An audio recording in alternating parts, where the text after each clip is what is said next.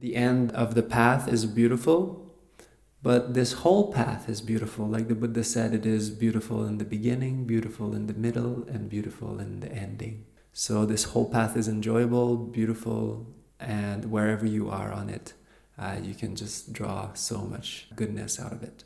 And as the Buddha says it every single time, each state is better than the previous one.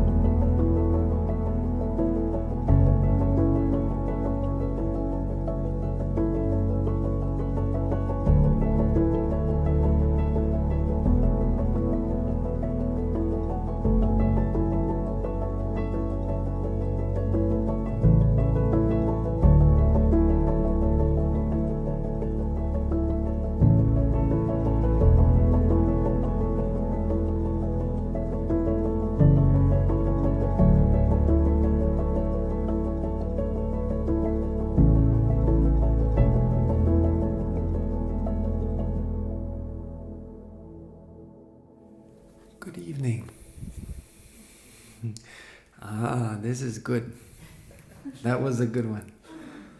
We've prepared the grounds. We've landed for a few days, and I like to see it as kind of a journey in a hot air balloon. And first we have to kind of unpack the thing because it's a project. It's a lot of materials, and you have to lay it flat and lay it even and make sure that it's, all unrolled and relaxed on the ground. Because if you just try to inflate it when it's still packed up, then it's not really good. And then, well, what's next usually? Anybody's been on a hot air balloon trip? Yeah, Gary has. Great. Josh? Okay, good. We're in the same boat.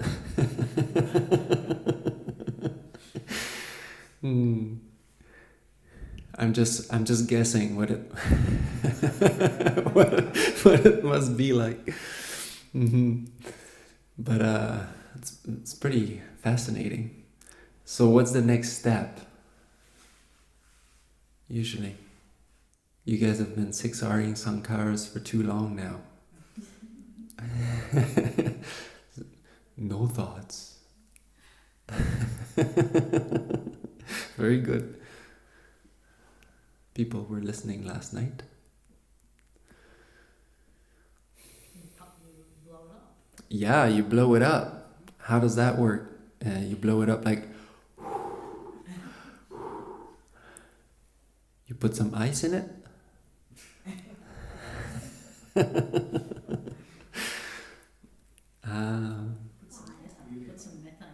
Put some metta. Great. Yeah. And then it starts to, lift off and starts to inflate.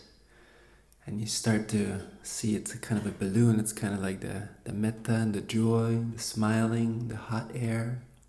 It's kind of suffusing the whole balloon. Tonight we'll explore a little bit more where is this all going? Because maybe some of you are wondering, okay, so I've been smiling for 4 days and it's great, Bhante, but what's next? This discourse is it's not really meditation instructions per se, but it kind of brings everybody together again around the meditation. So we will be discussing tonight the levels of meditation. And so what we have been doing, I haven't been telling you really exactly where you were or what was happening necessarily in terms of the levels of progress. And why have I not been doing that? Anybody has an idea? Counterproductive. Excellent answer. Very good. Because it just doesn't matter so much. But it's really helpful to have a map. When you go somewhere, it's really useful to know a little bit what to expect, what the terrain will be like, where the trail goes, just so you don't, get lost too much, or maybe get a good bearing, keep the right bearing in mind. But a map is a map.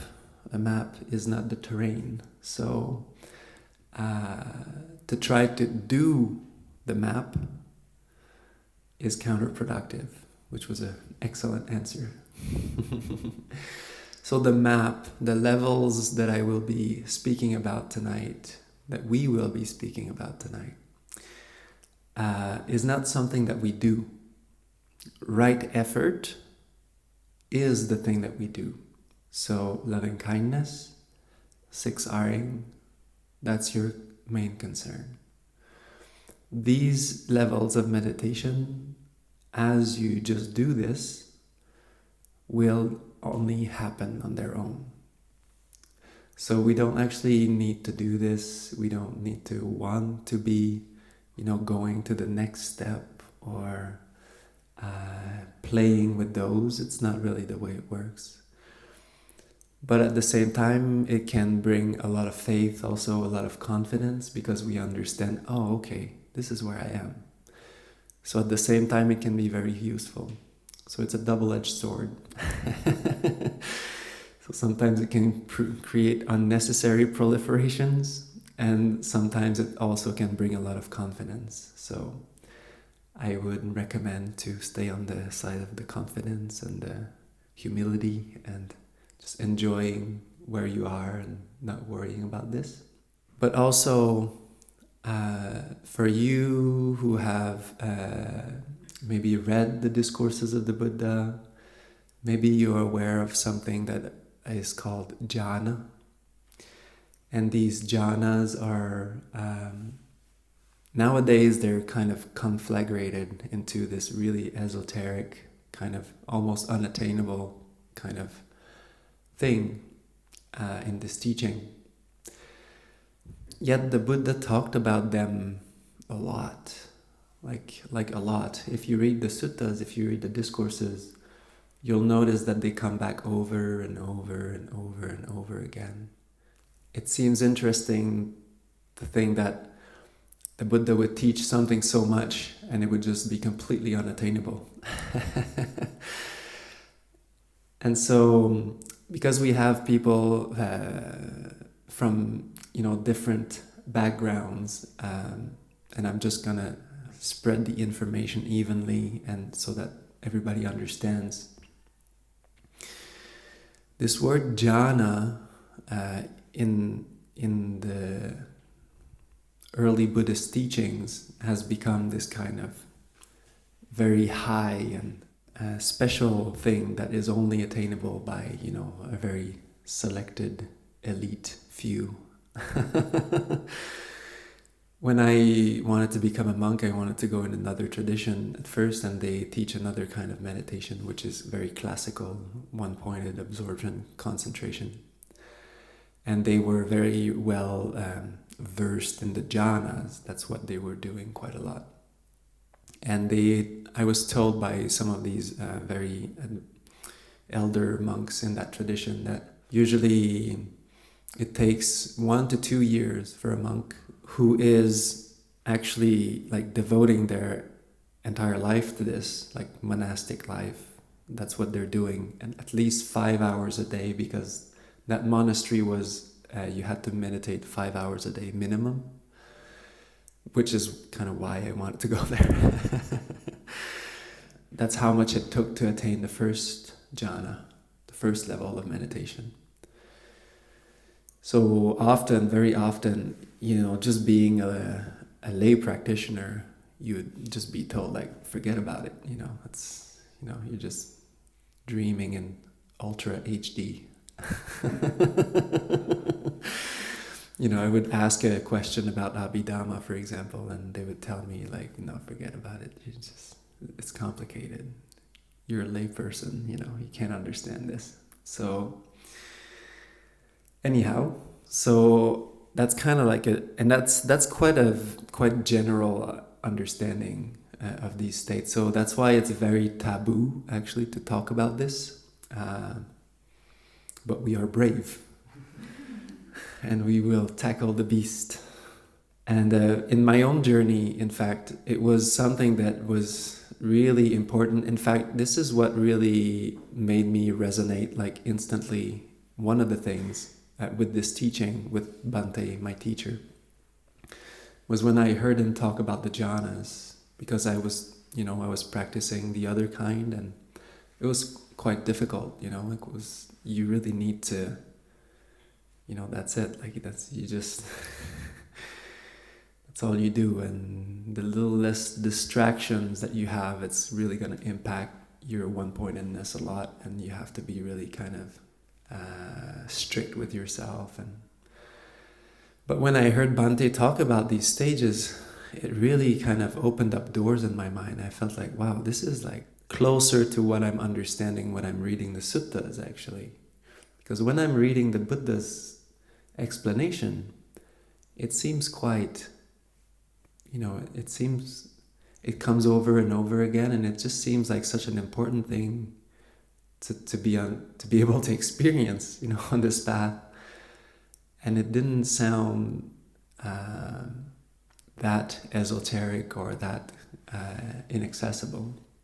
And so this talk is largely inspired by of Bhante's most famous teachings, because a lot of people really resonated with what he was saying, the way that he was explaining this, and that they could also experience this in some ways. And it really brought a lot of understanding and faith and confidence in people that were practicing this. And so a lot of people have been enjoying learning more about these levels and understanding them properly. And so this is a different approach. This is a different understanding from the one-pointedness. And I hope you enjoy. And we will go through step by step each of those. And the Buddha spoke of mainly two kinds of joy or happiness. One that was worldly, and the other one that was not from the world. And the world, when we say the world in Buddhism, we talk about mainly the five senses. So, just so you know, this is a Buddhist crash course. And so, one kind of joy and happiness is to be found in the senses, and the other one is to be found in mental development.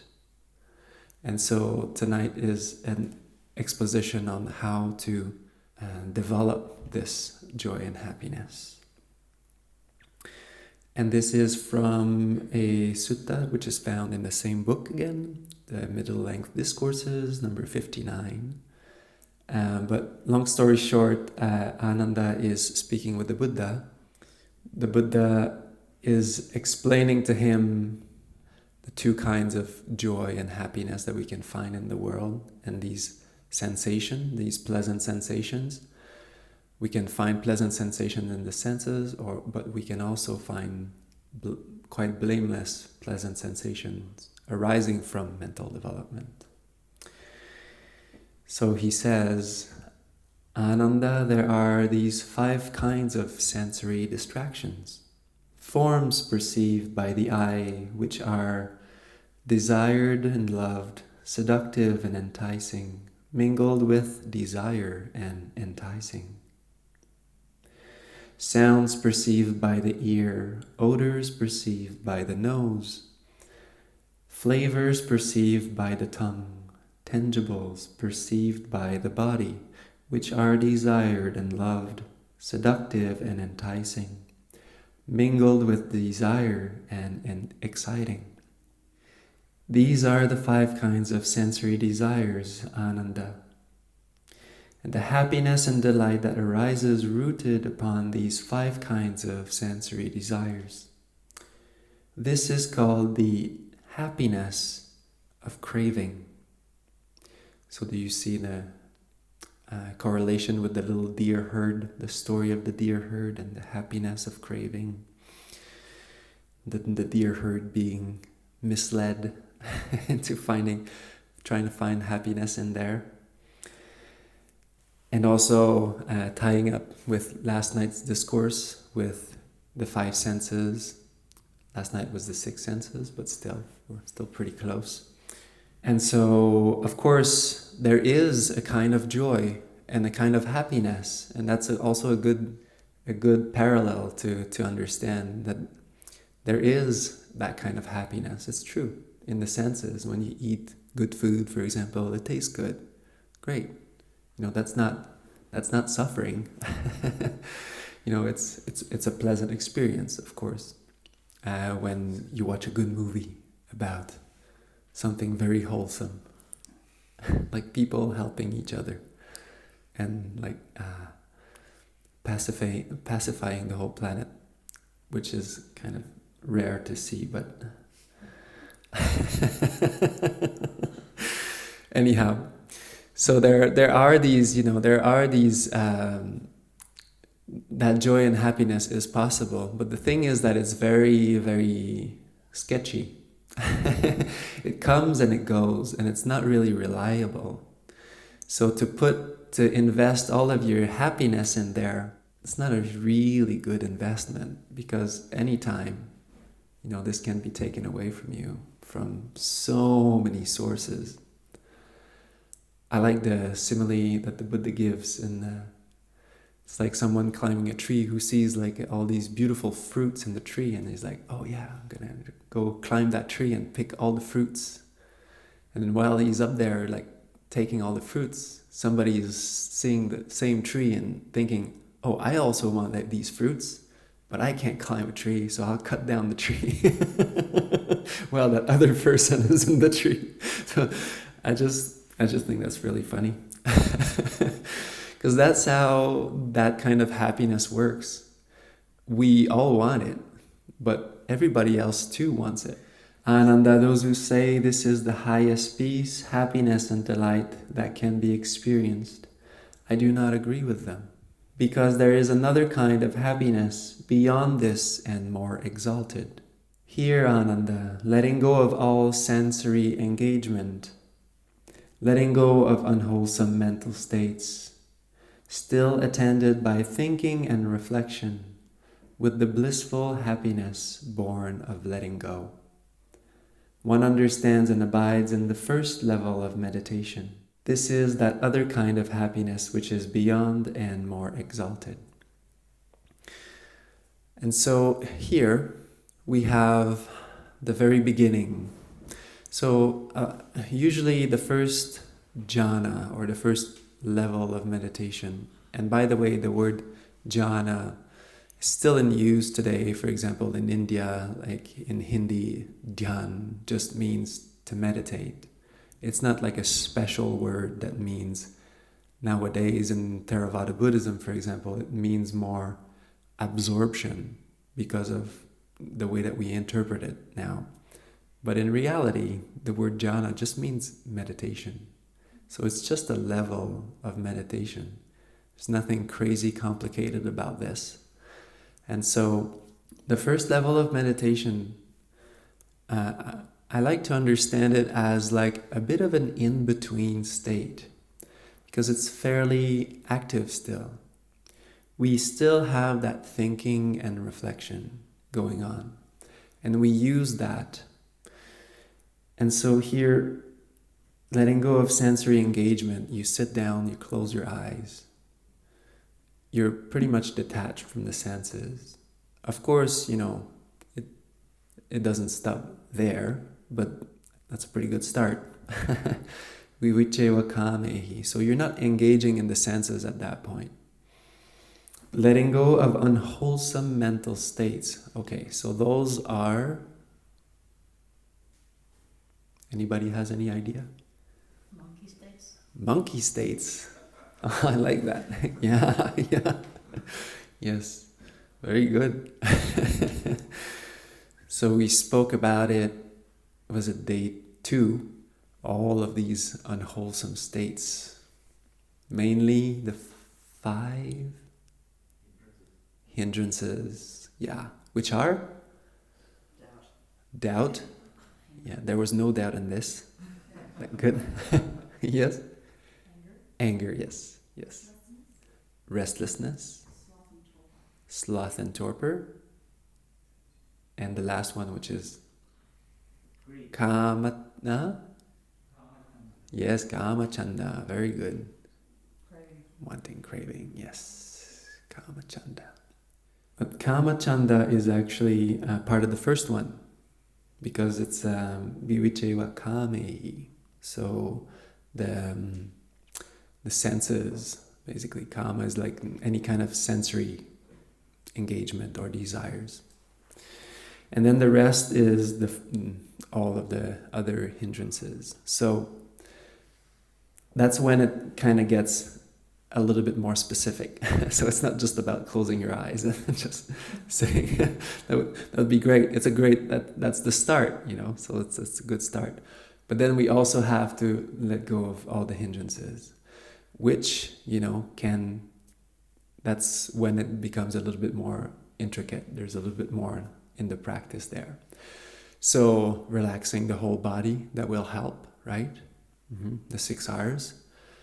And bringing up a little bit of metta, bringing some heat in the balloon, that will start to help also, shedding some distractions. Still attended by your thinking and reflection. So at that point, there is still thinking and reflection, vitakka, vichara. So this is very interesting, because, so there's no more hindrances, but there's still wholesome thoughts. So this is where we still have the memory, the kittens, the puppies,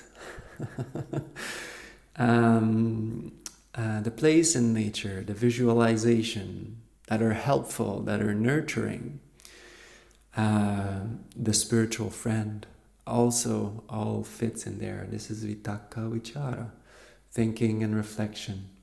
And in some other discourses or teachings, the Buddha says it's like kneading soap powder, but like we would knead bread nowadays. So it's like you have to get the water in the dough, basically, and the water in the flour, in the dough, and it's more active. So you have to get it in there. It's that heat, the fire going into the balloon, it's more active. There's quite a lot of action here. But it's very wholesome. So at that point, there's no...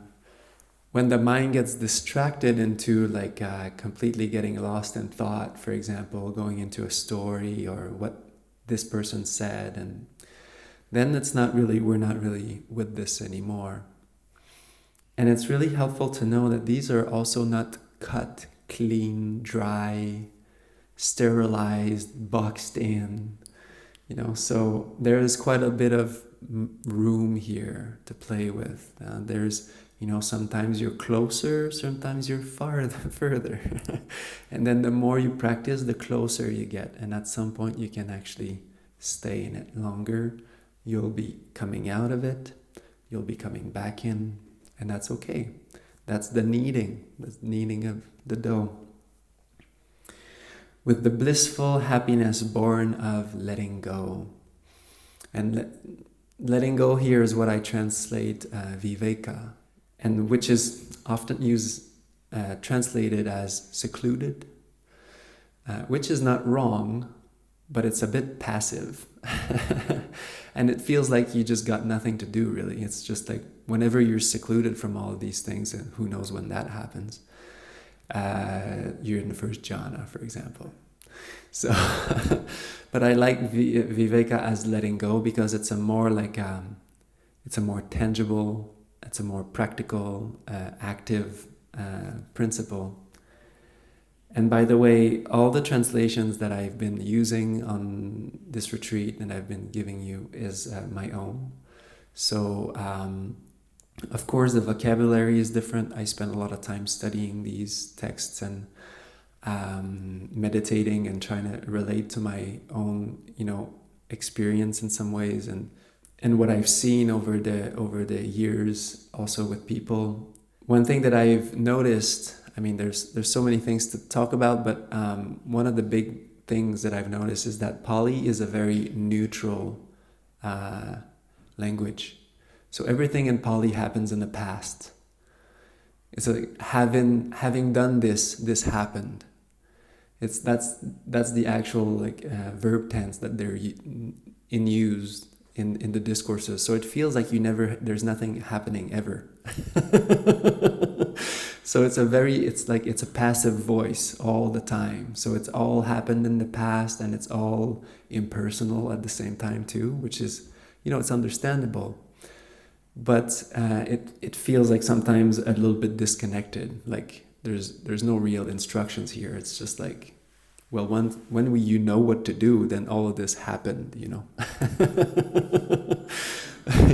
But really what I found was that this is like, the Buddha is teaching us like a guided meditation through what he discovered, through the levels of meditations he discovered.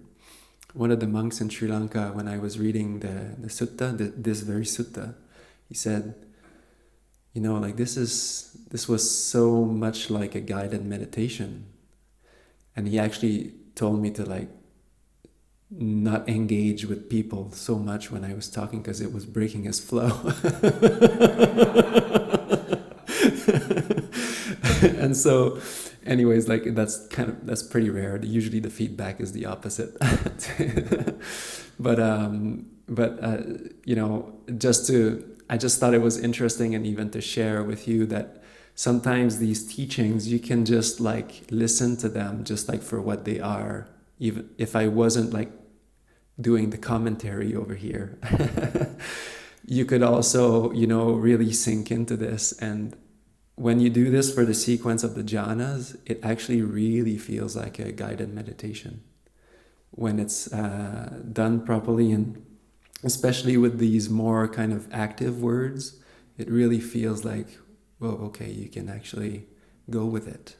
And so, as you've noticed, just every morning when I start the meditation, I talk about relaxing the whole body. And I talk about often noticing the relief that comes from just letting go of the tension in the body, letting go of the senses, and to smile and enjoy that relief. Well, this is what the Buddha means here with the blissful happiness born of letting go. So that's really what we're tuning into here, what people will start to experience more and more. Because realizing that these 5 hindrances have been abandoned within, gladness arises, or relief. Yeah, this is why we read this every morning. And usually that sequence comes just before all of the jhanas, by the way. So this is the sequence, this is the way. Ananda, those who say this is the highest peace, happiness and delight that can be experienced, I do not agree with them. Because, Ananda, there is another kind of happiness beyond this and more exalted. What is this other kind of happiness? Interesting. Here, Ananda, with the calming of thinking and reflection, with inner tranquilization, one's mind becoming unified without thinking or reflection, with the blissful happiness born of mental collectedness. one understands and abides, the second level of meditation.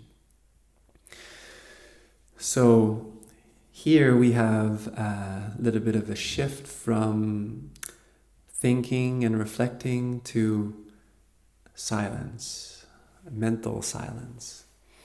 And see here, we're kind of getting closer to Dr. Jill Bolte Taylor, last night's talk, and where it starts to become a little bit more silent in the mind. And this is where you've heard me say randomly, at some point, if you feel like it's more comfortable to just stay with the metta, because the metta is just easier, it's lighter, and the friend or the recollections seem to kind of come and heavy it down a little bit or make it too coarse. It feels better just to be completely just with the metta. And this is what I've been talking about. So at this point, any kind of imagining or reflection, when the metta gets going, it doesn't need that anymore. So this is the next step, and sometimes this can create friction if we try to bring these recollections and these, even though they're wholesome, and we saw that on the second talk, even though it's like, oh, I'm really content, really content, so content, wow, contentment. Well, actually, it's okay. You don't have to say it, You can just enjoy the contentment. So at that point, the mind becomes a lot calmer. Now, that doesn't mean that you're not ever going to need to go back a step to actually build that up again. See, that's what I'm saying earlier also, is that there is no cut, clean, clear, dry differentiation between all of these states. It's more like the analogy I found is more like the colors in the rainbow. So actually, if you look at a rainbow, you can see like, okay, there's like yellow, there's red, there's like, but if you try to find in between, it's really it's hard to tell when the color starts and where it ends, it's not actually a line. So it's a little bit like that with the jhanas. And at this level, the balloon, the hot air balloon, is starting to kind of inflate, and it's starting to suffuse the whole body. All right, we're starting to feel that warmth, and it's getting more present in the whole body. And the meditation is starting to take shape a little bit more too. The mind is starting to take shape. With inner tranquilization, one's mind becoming unified. So this is the first time in this whole sequence where we have the mention of samadhi. So even before that, because there was thinking and reflection, there is no real mention of that collectedness of mind, because the mind is still quite active, even though it's very wholesome. But in that level, there is that confidence and rest in that the wholesome states. The wholesome states are enough to get us going. And so we don't need to think so much. And the mind actually starts to calm down a lot there with inner tranquilization. That's what that means. So it really kind of starts to sink in, because the chatter in the mind, or the active mind, is calms down. And the mind starts to pool. The awareness starts to pool. With the blissful happiness born of mental collectedness. And just that, the mind calming down and starting to become unified a little bit more, less kind of scattered, that feels just so good. So the mind will just want more of that naturally. It will just incline towards that. And what we do here is we just allow it. It's like, you go ahead. Like the cows grazing, the crops have been harvested, the cows are just grazing happily, it's blameless. It's like, yeah, great, enjoy. There's no problem here. And so the mind is starting to get collected, unified, and the balloon, our hot air balloon, is starting to take shape a little bit more. Ananda, those who say that this is the highest peace, happiness, and delight that can be experienced, I do not agree with them. Because there is another kind of happiness beyond and more exalted. What is this other kind of happiness? Here, Ananda, with the calming of stronger joy, abiding in mental steadiness, present and fully aware, experiencing ease or happiness within one's body. This state which the awakened ones describe, or the noble ones describe, as steady presence of mind. This is a pleasant abiding. One understands and abides in the third level of meditation. This is that other kind of happiness which is beyond and more exalted. And at this point, it's like here our balloon is starting to kind of stand up. And it's kind of like that zero gravity kind of feeling. It's not on the ground anymore, and it's kind of holding itself up. And it's starting to be a lot more quiet, because at the beginning, that the vitaka, vichara, the active mind, imagination and picturing and all of this, and then the stronger joy that is still in the second level of meditation. These, we don't want to skip these. They are important. Like, this is how the balloon gets inflated. If we don't get the balloon inflated, forget about, all the rest, But at that level, at that moment, the balloon is standing up and it's full of hot air and it's ready to lift.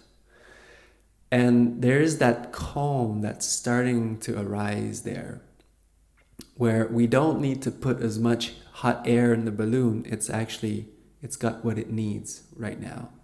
And it's standing, and we're getting everybody in. And it's like, whoo.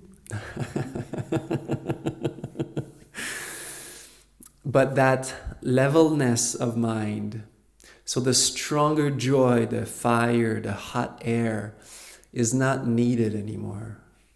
And so we calm it down. It's okay. It's done its job. We're grateful. Thank you. It was great. Wonderful time. But now there is even better. There's even better, that kind of lift that comes from that mental steadiness and calmness and what is called upekkha, equanimity, is even better. At this point, we start to understand that levelness, balance, poise of mind is even better. But here the thing is that it's not any kind of equanimity. It's equanimity that came from this mental development. So if I tell you to sit for like 3 hours, I don't give you any meditation instructions. You haven't come to this retreat. I say, just sit. Just sit through 3 hours. I don't tell you anything about how to deal with your mind and what to do. And I tell you, whatever you experience, stay equanimous. You might or might not finish the sit. But you might be able to remain equanimous through the sit. But that's not the equanimity that we're speaking of here. This equanimity has come from mental development. So this is like a recipe. If we follow the recipe, we get to this kind of equanimity that is more blissful than even that joy, than even the previous states. But if we kind of try to force equanimity or whatnot, we're not talking about the same thing here. So just so that everybody's clear, we are talking about a quality that is part of a chain, of a process. And at this point, we need to follow this recipe if we want to be able to experience this. Because this is something that happens quite often. Some people will associate other kinds of equanimity with this, but in fact, it doesn't mean that they're actually deeply equanimous or that their mind has been developed in the proper way. So at that level, we start to realize, meditators start to realize that mental steadiness and mental calm and just this beautiful poise of mind that happens when that stronger feeling of, for example, metta also, like a stronger metta. At the beginning, you might notice actually the mind needs a stronger loving kindness. It needs something to chew on. If it's too subtle, it can't just sink its teeth in it. It's patchy. It doesn't feel it that much. So it needs to be stronger. It needs to be more felt. And as we become more pervaded by this love and it becomes more steady, then it also calms down with the joy. So we want to allow that to happen. So the right way here is not to actually try to make the metta stronger. Calmness of mind is actually even better. But there will still be metta. Metta will just kind of tone down, become a little bit more quiet. But you will see it's, in fact, more pervasive because you can carry it a lot easier. It's not so demanding. When you have to push the metta a lot, it's quite draining actually. We have a lot of complaints. It's like smiling. I'm like, so can I stop smiling? When are we changing from metta to something else? So that's when I usually say, now you can just allow it to calm down. The goal is not to blow the roof with loving kindness, which would be great, but that's not the goal. The goal is to actually make it not stronger, but more constant all the time. And that happens through constant, steady devotion to it. So not through force. So this is the wise way. And I was actually hesitating between two discourses tonight, and the other one is also really great. It's the story of a foolish mountain cow, and it goes roaming about treacherous mountain grounds, and it tries to go ahead of itself, tries to lift its back paws before its front paws, and it gets kind of tangled up and kind of falls. And the Buddha says it's like a meditator who tries to go to the first jhana and doesn't actually take the time to settle in that state, to develop it, to actually indulge in and develop the qualities of that state and become more confident in it and allow it to just settle. But would just kind of try to grasp at the second one already, and then wouldn't make it either, and would try to come back to the first one and then just get confused and not even able to go from one or the other or anything, and so kind of get lost. So he kind of tells the story of the wise mountain cow who kind of takes her time, knows how to arrive in a particular state and to develop the qualities, not being in a rush, and then make that strong, and then naturally, just by the qualities of that state, without pushing or forcing or pulling, it will bring meditators to that other place, wisely practicing, like the wise mountain cow. Ananda, those who say this is the highest peace, happiness, and delight that can be experienced, I do not agree with them.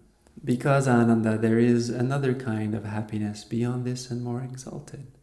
Now you're starting to get familiar. I think you get the principle.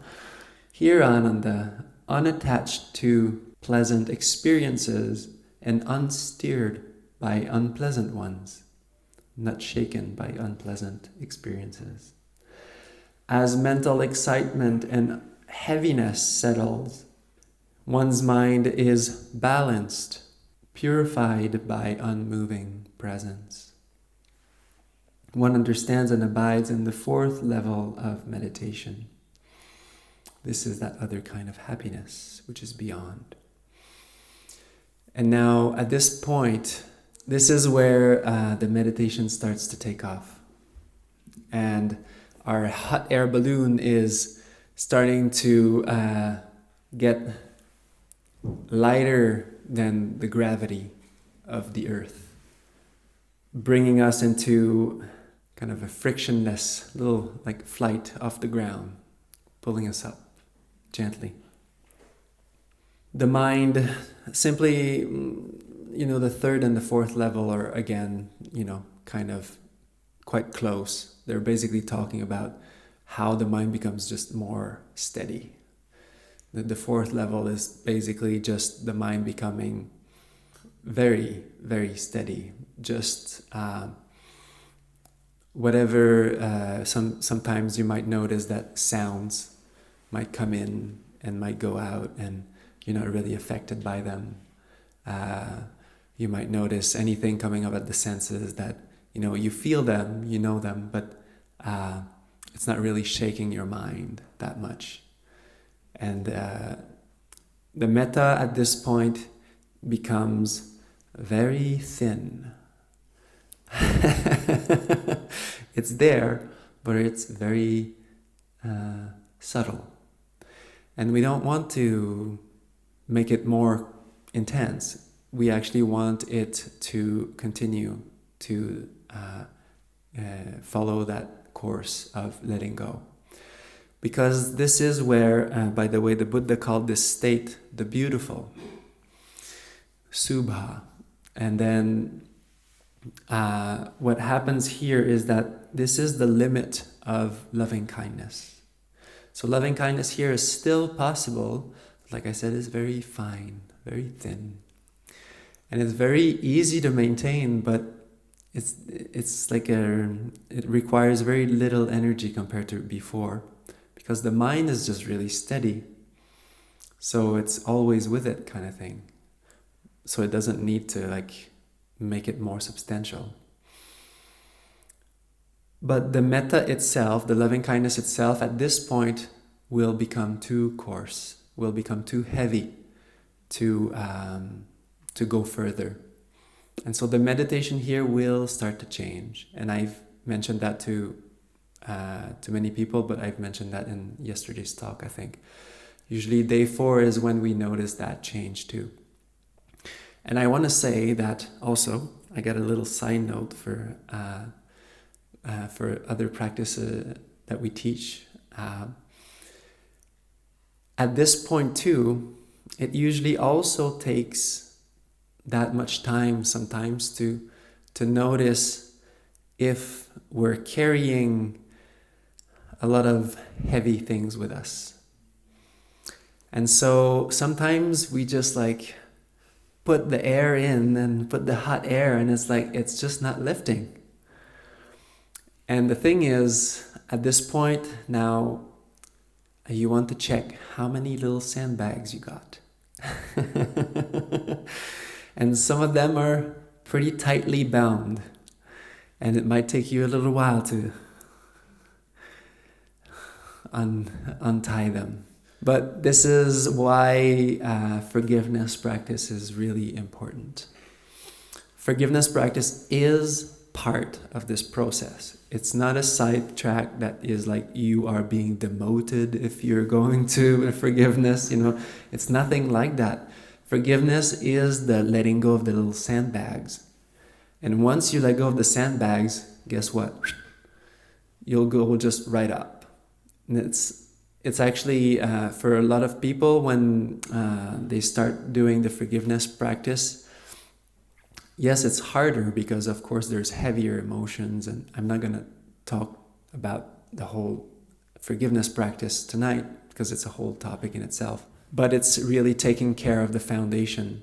And people who actually go through the process and really release the heaviness from whatever they're carrying, their whole meditation afterwards is really good and effortless. Practicing forgiveness is never, ever, ever a demotion. It's actually a promotion. It's our Bhante would always say the hindrances are not something to fight with. They are your teachers. The hindrances, the distractions that arise in your mind, they are teaching you what is in your mind. And if there is heaviness, if there is sadness, if there is sorrow, if there is some attachment there that is too heavy, it's actually just telling you that something is there that needs attention. And it hasn't been dealt with completely. And so you need to spend that time. You need to be kind to yourself and to go through that. And you'll feel so much lighter afterwards. And then the whole balloon goes up. So that's the parallel here on forgiveness. I like to say that because, when I talk about the jhanas and the levels of meditation, a lot of people feel left out sometimes because they're practicing forgiveness. But it's not true. And these levels of meditation, it's possible to go through them quite quickly. Also, if you practice properly the whole time and you do a little bit of forgiveness, it's good that you pay attention to these levels, because you might be experiencing them quite rapidly afterwards. So, and this is also for everybody. So here we have the transition. Ananda, those who say this is the highest peace, happiness, and delight that could be experienced. I do not agree with them. Why is this? Because there is another kind of happiness. Guess what? Now you start to understand, and by the way, I've been sparing you like a lot here. This is nothing. And so here we were talking about the first levels, the first 4 levels of meditations, which are considered to be the form realms. The levels of meditation that include the body, that include form, awareness of the body also. But now we are moving towards the mental realm, the arupa jhanas. And arupa is basically translated as formless, but it just means the mind, and the mind only. Here, Ananda, leaving behind all perceptions of form, or the body, perception of bodily awareness. With the fading away of sensory awareness, turning away from the perception of plurality, aware of endless space. One understands and abides in the plane of endless space. This is that other kind of happiness. When meditators will get to this point, there's a few things that happen. First, you might notice that bodily awareness is starting to kind of be more in the background. Sometimes Bhante would say you start to lose some parts of your body, which is kind of like, it's just saying that is kind of funny, but he just meant like losing awareness of these some part, like sometimes you won't feel like your legs or something, or sometimes you're like your hands, but really mostly what that means is that the mind will become so much more collected and peaceful and calm and still. Like this body is really complicated. There's so much going on in the body all the time. It's like a busy city. There's so much. All the senses, the 5 senses are there. There's always contact at all of these 5 senses. But the mind now is so wholesome and unified, it doesn't really care so much about all of this stuff that's happening in the body. It's just so happy and collected and blissful. It just wants to stay there. And so that's what this perception of diversity is. This is just like all the stuff that's happening with the senses and the body. And at that point, we get to that stage where the loving kindness is kind of too subtle to be carried past here. Yet other very wholesome yet very subtle emotional states can be radiated and felt at this point too. And at this point, you might feel like it is kind of a distant loving kindness. Like there's a bit more room between you and the loving kindness, if that could be said. Awareness will mainly feel like it's in the mind. Now here's a trick quiz. Does the mind have a body? I'll give the answer. So technically, the mind, of course, these two things come together, very, very closely, intimately intertwined. But when we go more towards the realm of the mind, we start to understand that actually the mind is the mind and the body is the body. The mind does not have a body per se. And so all this kind of sense of physical limits and boundaries of the body, this is bodily stuff. This is not mental stuff. We're aware of it with our minds, but when the body fades away in the background, what the mind will experience at first is this sense of spaciousness, because the mind doesn't have a body. When the mind is just resting in mind, it's endless. So that's why this plane is called endless space.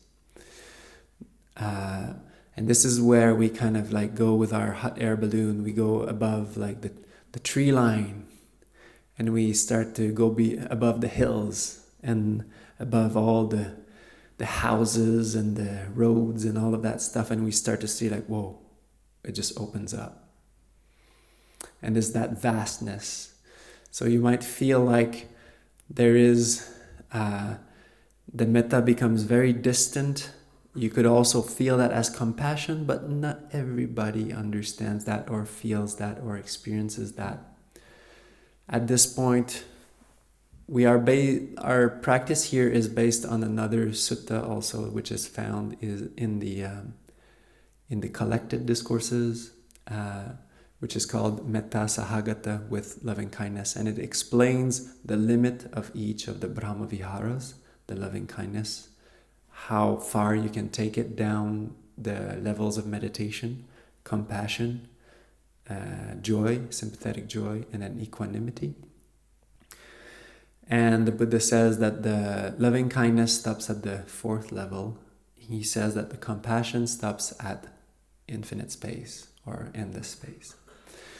But we have to understand here that this is a very, very subtle compassion. This is not like a strong sense of compassion you feel when you see a child that is, like in need in like actual real life. It's the limit, it's the most subtle that you can bring compassion to. So we're not talking about something really tangible that it's really easy to see, that's what it is. But many people will understand that the loving kindness becomes kind of distant. It's there, but you're not so attached, or you're not kind of so involved with it, but it's still kind of there. And so this is where the meditation changes, and this is where usually we will also give you other meditation instructions.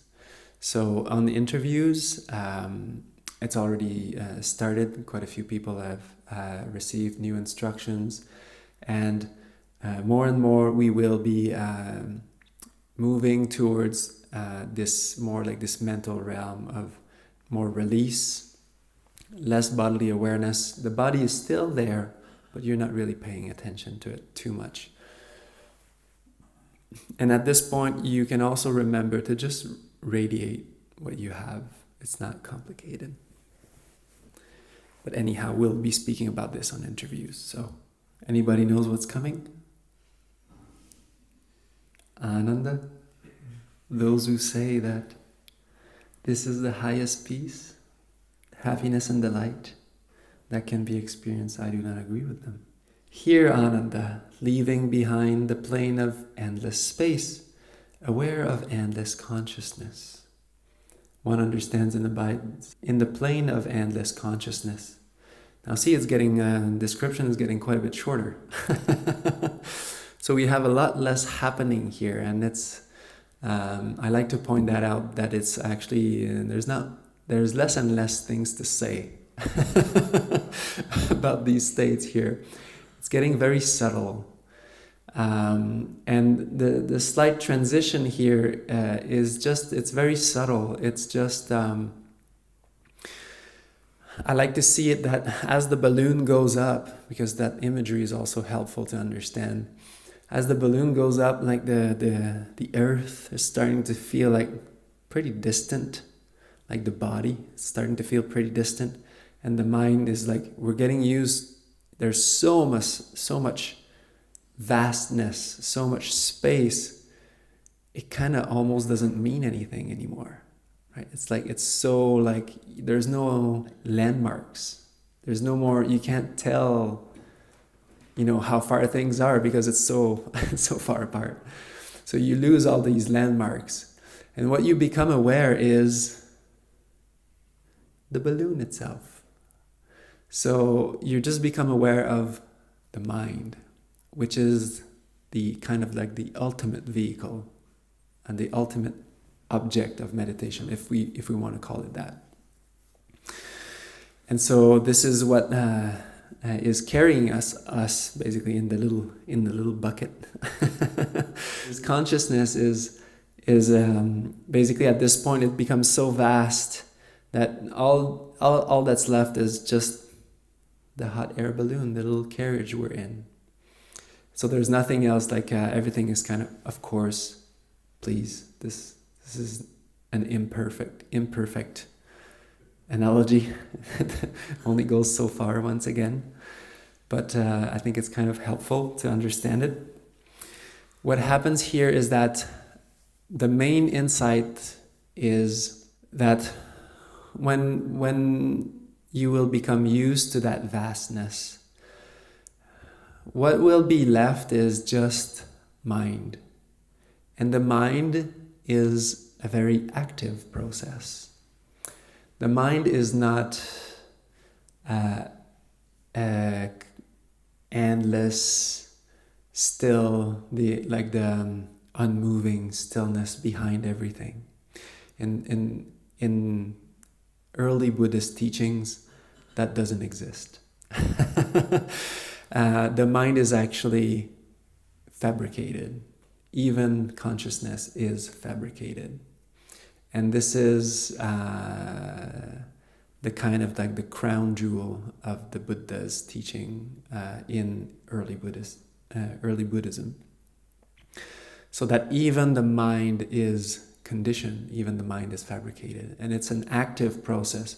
And at that level, there's no more landmarks. All we're aware is, all meditators are aware of is mind, and it's arising and it's passing away, arising, passing away, and very fast. Usually the insight there is that one notices how active consciousness is. And that's kind of how I understand it to be called endless consciousness. It's just always going on, endlessly, coming up, moving out, coming up, moving out. Some people experience this as flickering, kind of a movie projector that is starting to slow down, and you start to see all the individual frames until it completely stops and the reel goes off. We'll speak about that after. But it's not necessary to see these flickerings, or I think, a safer ground for understanding this space is really to see the endlessly active nature of consciousness. And at some point, as you get used to that space, and again, I want to say, don't put too much emphasis on this. At that level, it's not that tangible. A lot of people go past that level without even noticing. Because it's better not to try to find things, or like try to not see things, Because I could say like, oh, you're going to see unicorns and butterflies, and you might be primed to see that, and I'll say, so did you see unicorns and butterflies on the interview? And you'll be like, yes. You made it. So this is called mental priming. So that I tell you that you're going to see something, and you imagine it, or you see it. Yeah, there you go. Lights go off. I have some people that, they've been going through this whole process, this whole meditation, did many retreats. They didn't see that state for a year or two. And then at some point they came and they said, that's what it was. Like, yep.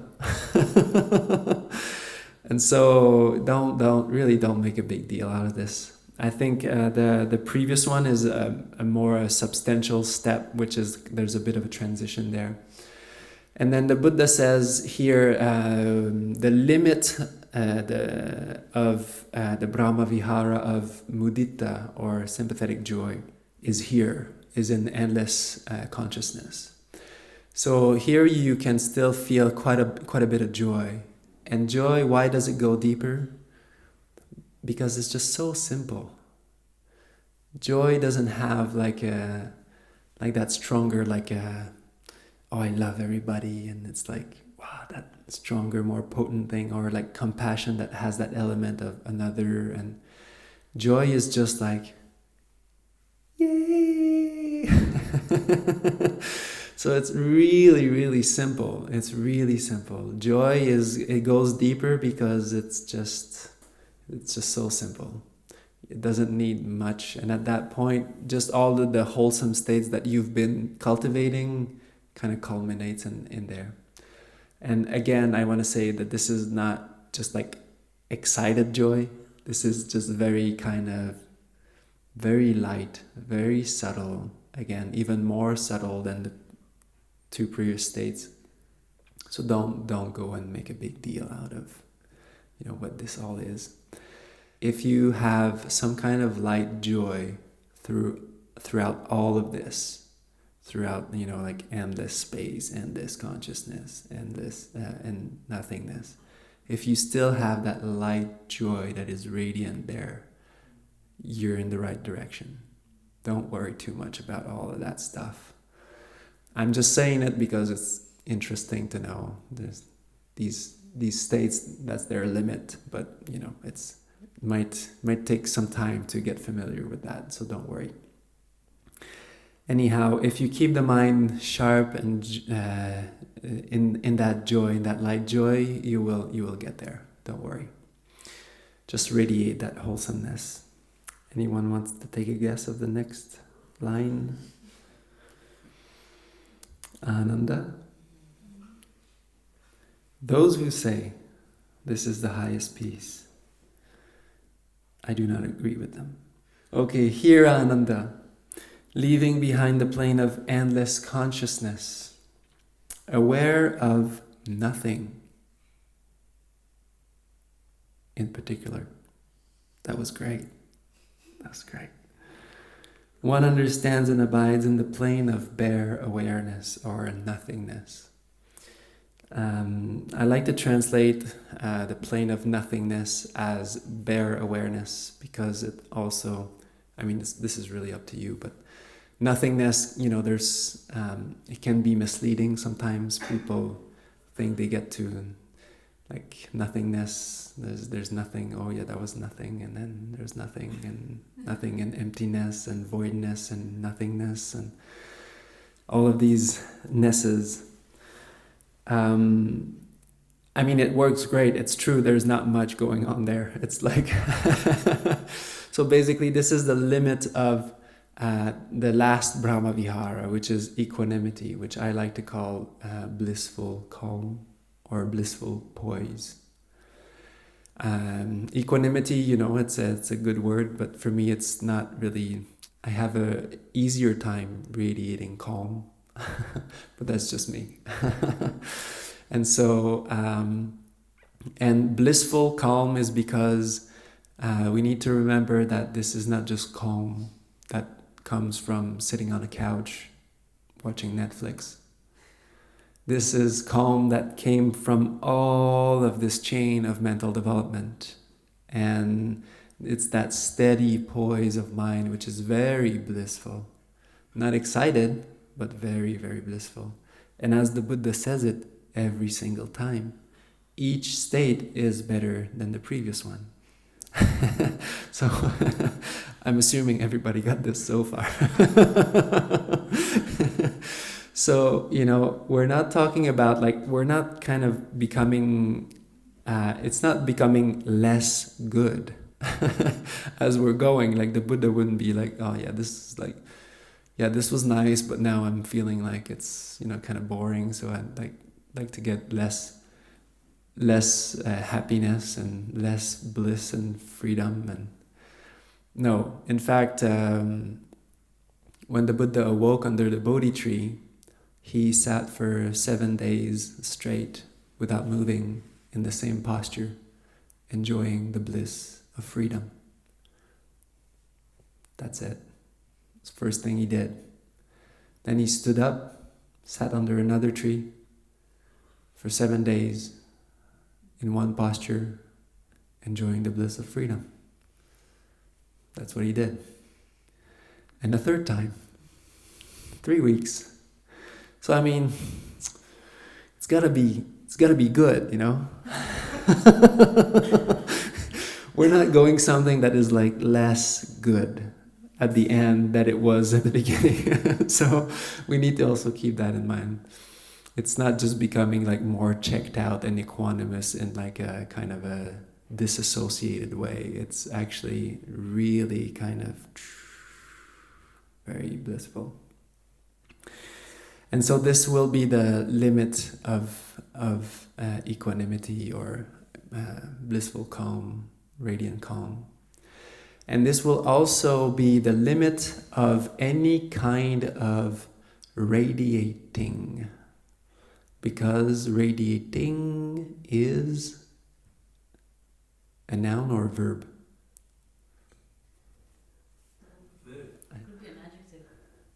Could be an adjective. Great. Devil's advocate. Great. And verbs are actions, yes. Kriyapada in Sinhalese.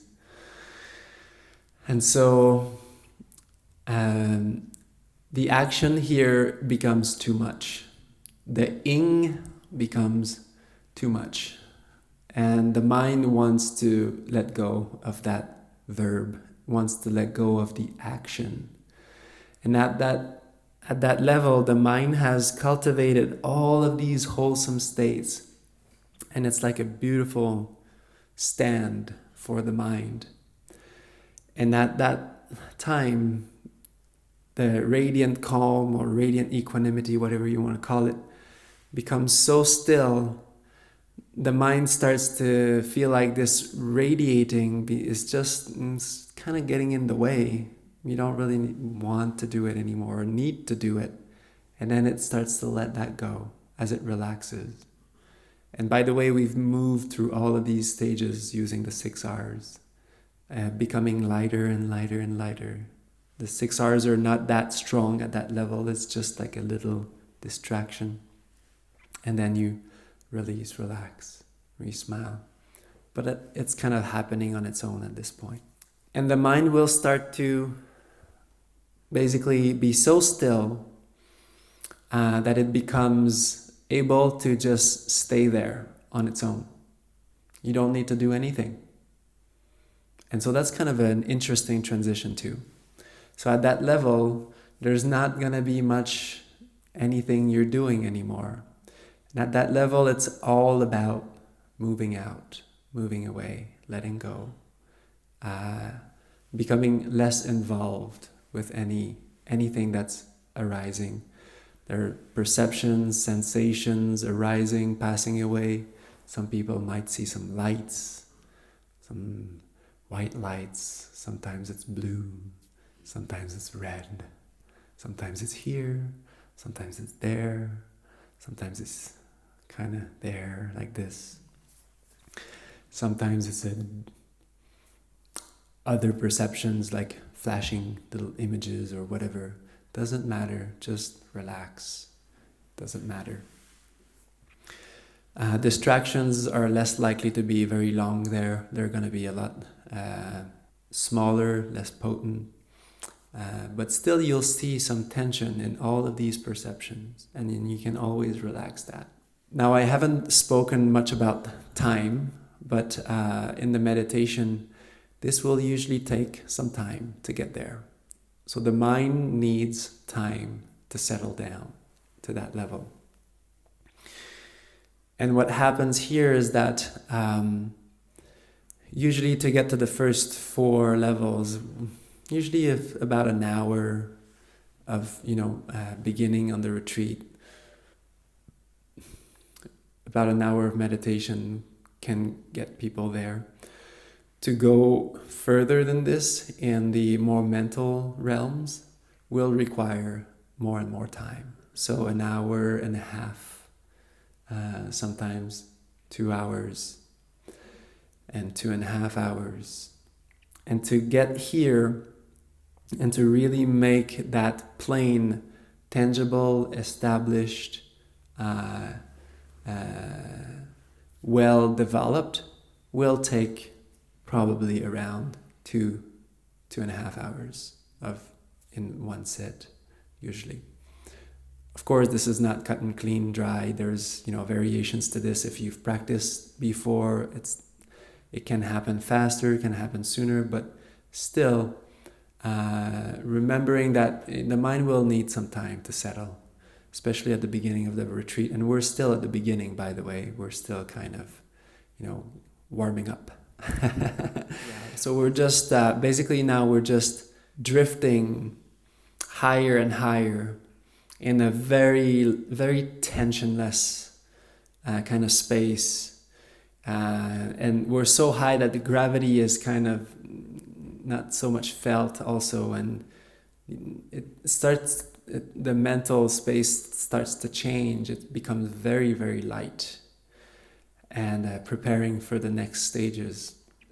If you've been sitting, for example, for half an hour,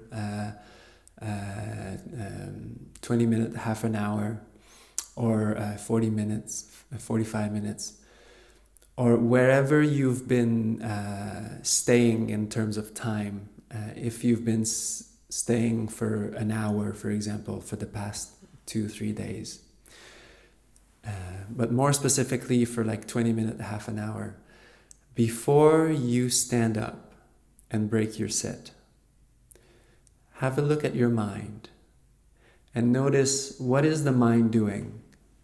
Why are you breaking your sit? Why are you going to stand up? And you might notice, what's the mind doing? Getting restless, yeah. Getting a little bit of agitation, or impatience, maybe. A little bit of impatience, yeah. I should probably go walking. It's probably time. See if you can see that. See the tension, the little tension that's in it. And see if you can siksar that. See if you can allow your mind to relax, release, and sit for maybe 10-15 minutes more. I don't usually tell people to extend their sit until at least day 4, because I think it's really, we all need to settle down and land. But also, once we've landed and once we've started to meditate quite a bit, it's really helpful to understand that, if we really want to go deeper in the meditation, we'll have to see the impatience or the restlessness in the mind before we break our sit, and to actually relax that. It's okay. It's just restlessness. It's just the mind getting a little ruffled, wants to do something. It's used to wanting to do something, and just relax be comfortable. Don't go through, crazy amounts of pain, or that's not what I'm saying. I think I've been very, loving and caring and telling you, like, get as many cushions as you need. I think it's possible to sit more than half an hour, 40 minutes. I think everybody is capable with the right amount of cushions to sit for an hour. At this point, 45 minutes, an hour. You can do it. You can do it. And just whatever comes up in the mind, just don't take it personal. It's just a joke. It's just the mind getting excited. And you'll see, actually, you'll be grateful for the longer sits, because without experiencing pain, pain is fully optional. So put your back against the wall, make yourself a nook, doesn't matter. But enjoy your meditation, and see if you can make it a little bit longer. Not like 3 hours one go, but little by little. So Ananda.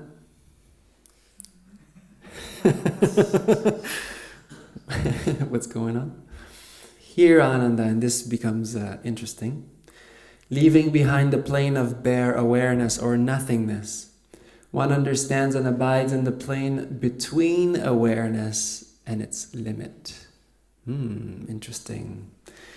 So this is also called neither perception nor non-perception. Everybody wants to say that? 1, 2, 3. Neither perception nor non-perception. You're pretty good. Wow. Here we're starting to go in higher up in is it the stratosphere, or yeah, something like that, ionosphere, and all these spheres, and you start to see the end of the sky, and you start to see, I don't know if you've been there, but you start to see the space, the empty space behind the blue sky. That's one thing I was telling Tammy. She's not here anymore.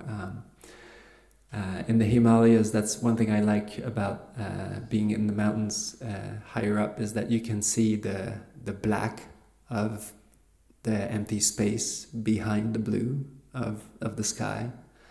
And that just reminds me of Nibbāna. And to remember that there is actually like a release beyond the mind. And so slowly, this is what we're talking about here. And so as the mind becomes very still, the mind will become very still, clear, bright, and standing there on its own without any radiating happening. One of the best advice that I heard around this was from one of my early teachers in this tradition, and he said, at this point, it's all about letting the mind untangle itself. So whatever arises, you just relax, let it go. Just move away from it. Let it be there. And the mind will just remain clearer and clearer and clearer until it starts to actually, strangely, starts to dissipate. And so the mind will, there won't be enough mental activities anymore in the mind for it to be aware of itself.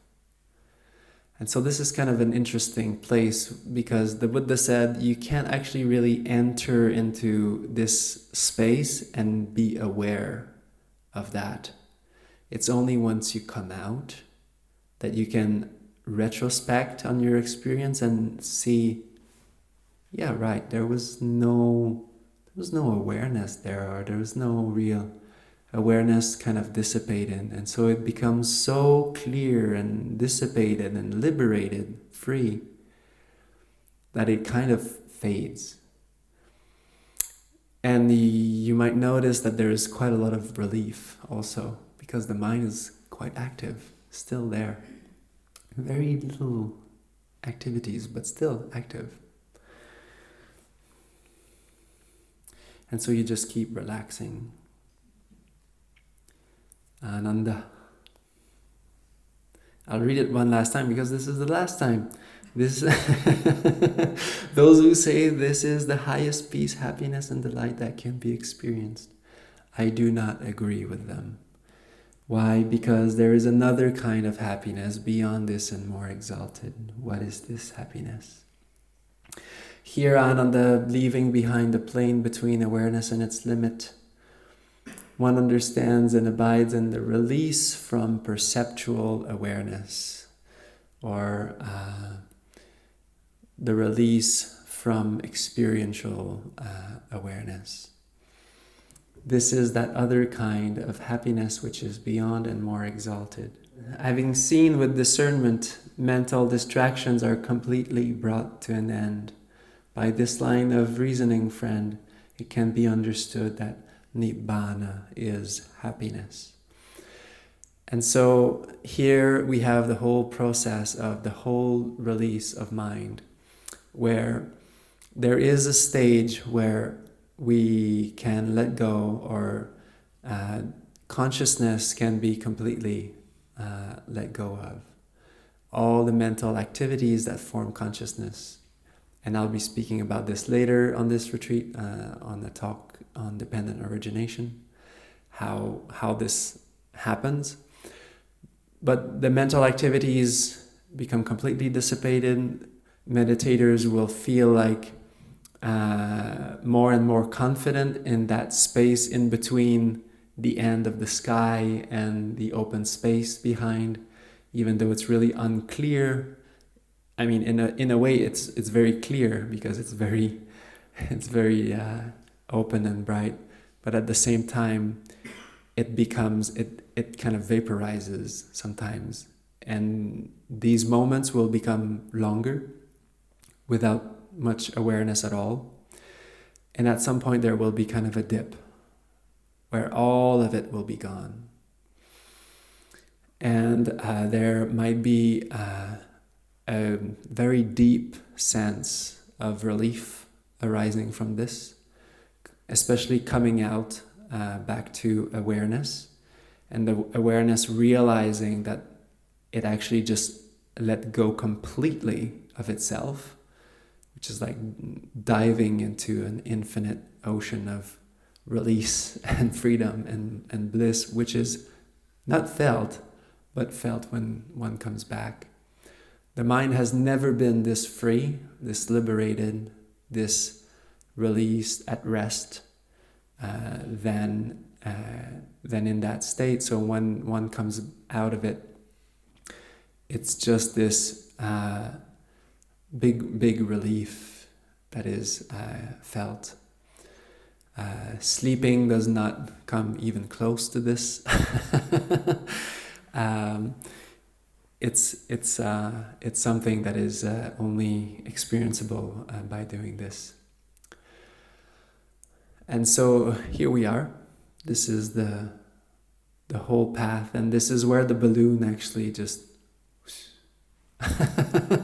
leaves, and there's no more need for any of this because the laws of gravity doesn't apply anymore. All of this is just gone. It's just dissipated. It's just the open, vast, empty space of Nibbāna. Don't worry, you're not going to get lost in there. It's actually quite. It's a training. It's quite a training to remain in there. Most likely, what will happen is you might experience a dip and a coming out, which is quite quick actually. It doesn't last very long, maybe a second, but you will enough to know that there was a full dive in it. At this point, it's like it doesn't last very long, and so and it doesn't really mean anything in particular. That's just the way to liberate your mind, to free your mind, to release your mind completely. This is the whole of the path. And wherever you are in this path, you are liberating your mind. You are releasing your mind. And you are practicing properly.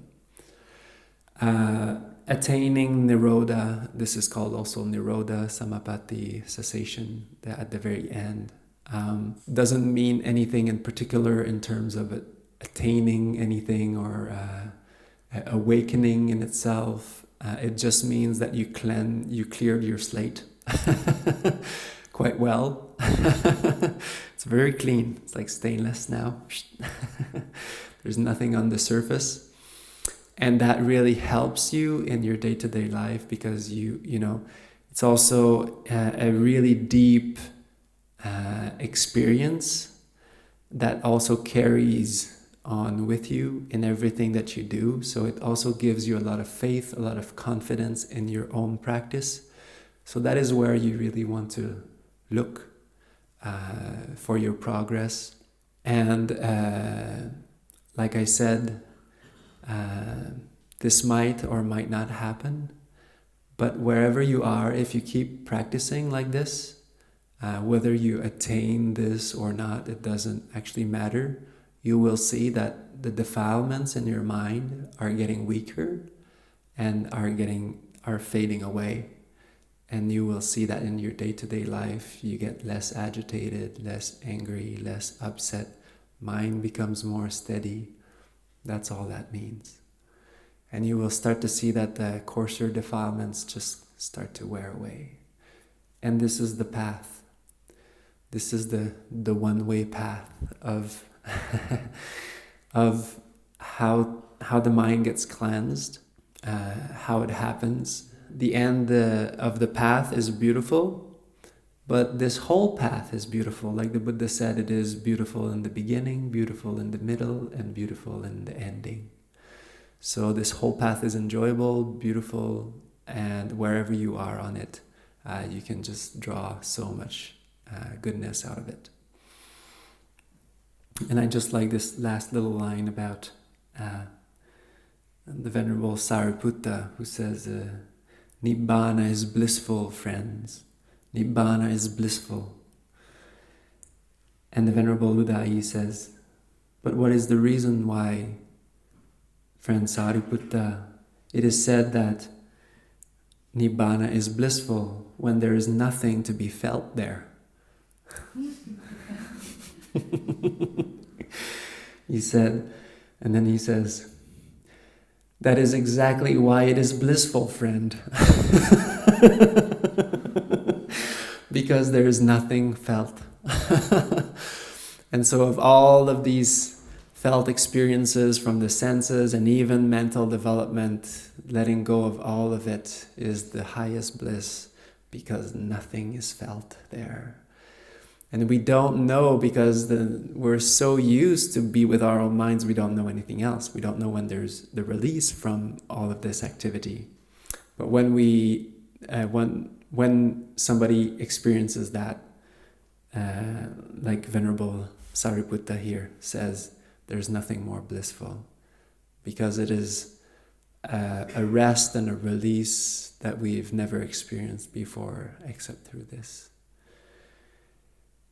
And I hope that wherever you are, you can feel this, because also Nibbāna is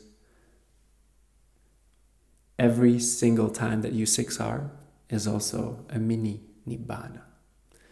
So that's from another teaching, but the Buddha said this very clearly, in fact. And there's another sutta which I usually read side by side, but I figured with my little analogy of the hot air balloon, it would take too much time. And this every step is also Nibbāna. So you can understand this like that. It's not just the end. It is the end too, but all of this. And so I hope you all enjoy the bliss of Nibbāna and have fun.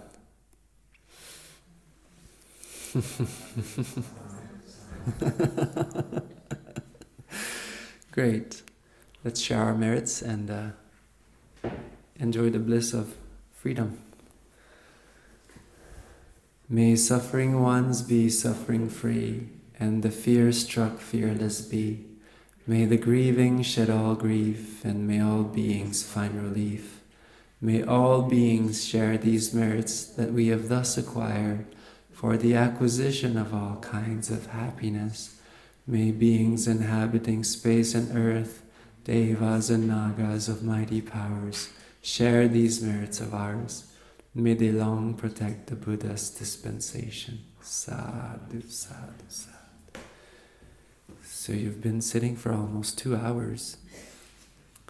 There's no excuses tomorrow.